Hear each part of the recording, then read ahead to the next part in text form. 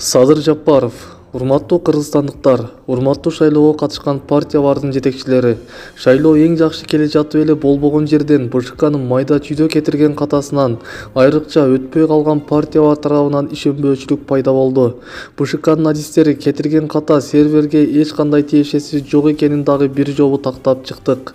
Сервер берген жыйынтыктар БШКнын адиси кетирген катага эч тиешеси жок. Акыркы жыйынтык кол менен санактар бүткөндөн кийин чыгат. Кол менен санакка активдүү катышкыла. Санактар бүткөндөн кийин бюллетендерди архив үчүн сактап коебуз. Кимдер кааласа каалаган участоктордун кайсы убакта болбосун ачып санап алышса болот.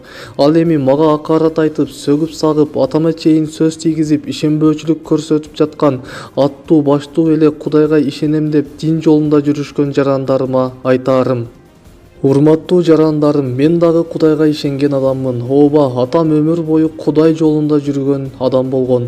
Калыс бол, туура эмес жолго түшпө, Куран окуганды үйрөн, намаз оку деп 8-классымдан баштап Куран үйрөткөн адам болгон.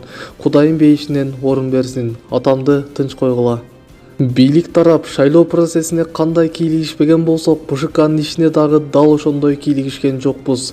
Болгону эки талап койдук: адилеттүү жана мыйзамдуу иштегиле деп. БШК тараптан дагы добуштарды бурмалоо болгон жок жана болбойт дагы.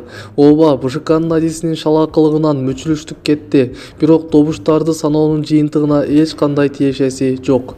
Күнөөлүүлөрдү жоопко тартабыз. Азыр УКМК териштирүү иштерин баштады. БШКнын ката кетирген адисинин айрым адамдар менен байланышы жокпу?